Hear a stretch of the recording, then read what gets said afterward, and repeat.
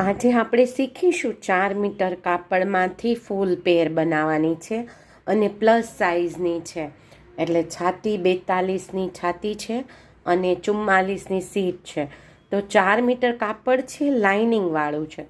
તો 4 મીટર કાપડમાં આખી પેર કેવી રીતે બનાવવી અને પેન્ટમાં પણ લાઇનિંગ ઊભી લેવાની છે અને આપણી કુર્તીમાં પણ લાઇનિંગ ઊભી લેવાની છે, બાંયમાં ઊભી લેવાની છે અને કુર્તીની લંબાઈ પણ 42થી 43 ઇંચ રેડી રાખવાની છે.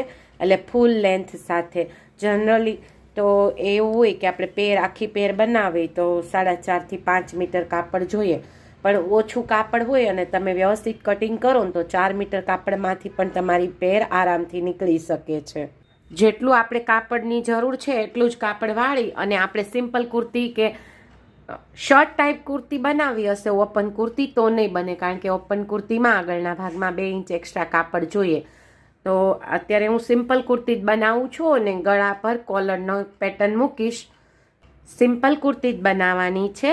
તો સિમ્પલ કુર્તીનું ડ્રોઈંગ કરી લઈશ. 13 ઇંચથી વધારે કાપડ નથી લેવાનું. જો આપણે 1 ઇંચ એક્સ્ટ્રા પણ કાપડ લેશું તો પછી આપણા પેન્ટમાં કાપડ કદાચ આપણા સીટ ક્રોચમાં કાપડ ઘટશે. એટલે 13 ઇંચ કાપડ ફોલ્ડ કરી અને હું કુર્તીનું કટિંગ કરી લઉં છું. મેં 12.5 ઇંચ જ કાપડ વાળ્યું હતું, કારણ કે મારે 12.5 ઇંચમાં મારી છાતીનો ભાગ પણ આવી જાય છે અને સીટનો ભાગ પણ આવી જાય છે. છાતી મેં 10.5 ઇંચ લીધી છે, અડધો ઇંચ લૂઝિંગ 11 અને 1.5 ઇંચ માર્જિન લઈને મેં 12.5 ઇંચમાં કાપડ વાળ્યું છે. એટલે કે આપણું અડધો ઇંચ કાપડ આપણી પાસે એક્સ્ટ્રા રહે તો આપણને આગળ સીટ પેન્ટમાં સીટમાં કે પ્રોબ્લેમ ના આવે. એટલે 12.5 ઇંચ કાપડમાં આપણી પ્રોપર કુર્તીનું ડ્રોઈંગ થઈ ગયું છે. તો આવી રીતે બંને એક સાથે વાળીને પણ કરી શકો અને બંને અલગ અલગ ભાગ પણ કટ કરી શકો. 12.5 વાળ્યું છે ને એટલે 16.5 ઇંચ જેટલું કાપડ આપણું સાઈડમાં પડ્યું રહેશે કે એમાંથી આપણા પેન્ટનું કટિંગ આરામથી થઈ જશે અને કુર્તીમાં પણ ફૂલ લંબાઈ નીકળશે. તો હું કટિંગ કરી લઉં છું. ગળાનું ડ્રોઈંગ નથી બતાવતી, ગળું આપણે અલગથી બનાવવાનું છે. એક ભાગમાંથી કુર્તીનું કટિંગ કર્યા પછી પણ હજી 1.5 મીટર સીધું કાપડ પડ્યું છે અને સાઈડમાંથી પણ આપણે જે કુર્તીનું કટિંગ કર્યું છે એ સાઈડમાં પણ હજી 16 ઇંચનો સીધો પટ્ટો પડ્યો છે. તો પાછળના ભાગમાં મારે લંબાઈ થોડીક પેન્ટમાં વધારે લેવી છે. પાછળની સીટ પેન્ટમાં હું 1.5થી 2 ઇંચ મોટી રાખું છું. એટલે પેન્ટનું કટિંગ આ જે આપણે કુર્તી કટ કરી છે ત્યાંથી પાછળનો ભાગ અને આગળનો ભાગ જ્યાં આપણે કુર્તી કટ કરી છે અને જે કાપડ બચ્યું છે એમાંથી આગળનો પેન્ટનો ભાગ નીકળી જશે. પેન્ટની લંબાઈ મેં 40 ઇંચ રાખી છે. તો અત્યારે મેં 40 ઇંચ નિશાન આપી અને 2 ઇંચ ઉપર જઈને એક માર્ક કરી દીધું છે. હું પાછળની સીટ 1.5થી 2 ઇંચ મોટી રાખું છું, એટલે કે એક્સ્ટ્રા લઉં છું.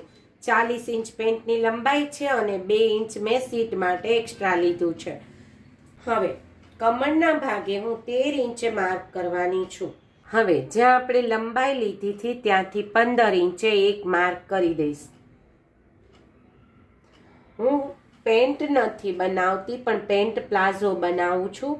એકદમ નેરો પેન્ટ નથી બનાવતી, કારણ કે સિલ્કનું કપડું છે અને થોડો લૂઝ પ્લાઝા શેપ જ આપીશ. પ્લસ સાઇઝની સીટ છે એટલે 13 ઇંચ કમર લીધી છે, 15 ઇંચ એક નિશાન આપી દીધું છે.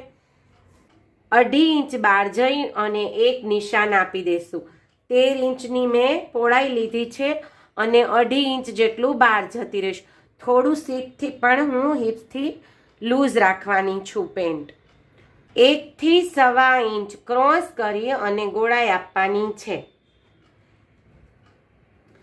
1 ઇંચ આપશો તો પણ ચાલશે અને 1.25 ઇંચ આપશો તો પણ ચાલશે.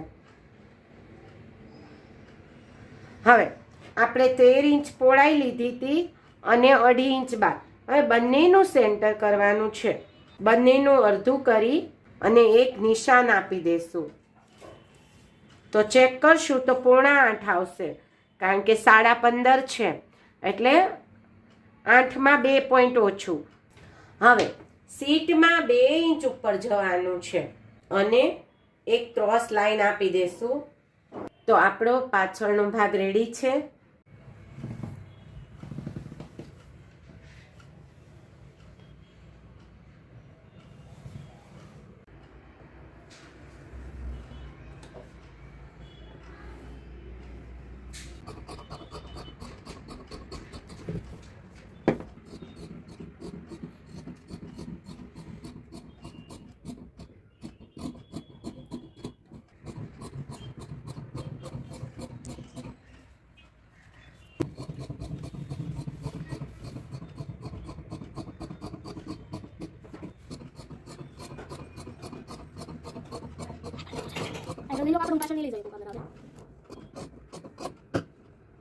પાછળનો ભાગ કટ થઈ ગયો છે.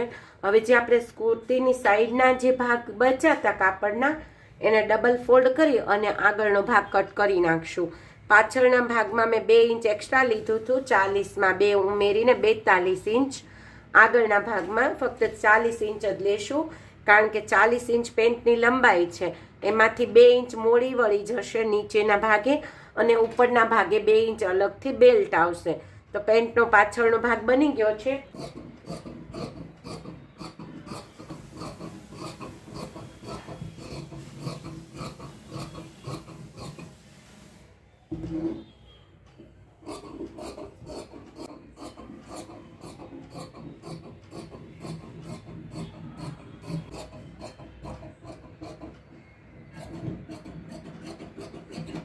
પેન્ટનું કટિંગ રેડી છે. પેન્ટનો પાછળનો ભાગ હિપ્સ રાઉન્ડથી 2 ઇંચ મોટો રાખ્યો છે અને આગળનો ભાગ 2 ઇંચ નાનો છે. મેં પેન્ટનું પ્રોપર કટિંગ નથી બતાવ્યું.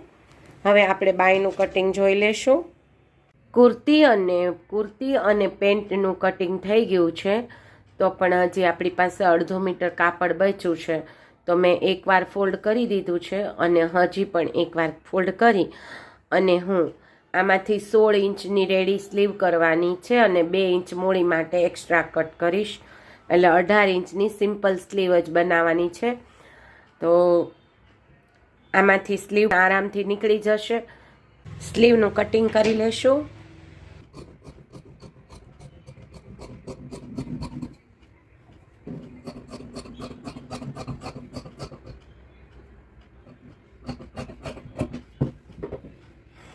તો આપણી સ્લીવ પણ રેડી છે.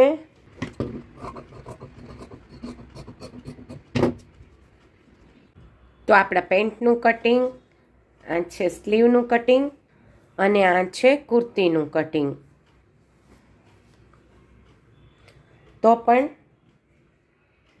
આપણી પાસે આટલું કાપડ બચી ગયું છે હજી. તો એમાંથી પેન્ટ માટે બેલ્ટ કાઢશું અને નેક ઉપર ડિઝાઇન મૂકશું. બચેલું કાપડ છે એમાંથી આપણે પેન્ટમાં બેલ્ટ મૂકવાનું છે અને કુર્તી ઉપર નેકની પેટર્નમાં કોલરની પેટર્ન મૂકવાની છે. તો તમને મારો વિડીયો પસંદ આવ્યો હશે. મેં પેન્ટનું કટિંગ નથી બતાવ્યું કુર્તીનું. તમારે જો ડિટેલમાં પેન્ટનું કટિંગને શીખવું હોય તો મેં એનો વિડીયો મૂકેલો છે. મારી ચેનલ ઉપર જઈને તમે જોઈ શકો છો. અને મારે એટલું જ કહેવાનું હતું કે ઘણીવાર આપણી પાસે ઓછું કાપડ, તો 4 મીટર કાપડમાં પણ આપણે પ્લસ સાઇઝની કુર્તી અને પેન્ટ અને ફૂલ સ્લીવનું કટિંગ આરામથી કરી શકીએ છીએ. જ્યારે લાઇનિંગવાળું કાપડ હોય ત્યારે બધી વસ્તુમાં આપણે લાઇનિંગ સીધી લેવાની હોય છે. એટલે ઘણીવાર પ્રોબ્લેમ આવતી હોય. તો આવી રીતે તમે કટિંગ કરશો તો તમારા ઓછા કાપડમાં પણ તમારી કુર્તીની પેર આરામથી બની જશે. મારા વિડીયો પસંદ આવતા હોય તો મારા વિડીયોને લાઇક કરજો, શેર કરજો અને મારી ચેનલને સબસ્ક્રાઈબ કરજો.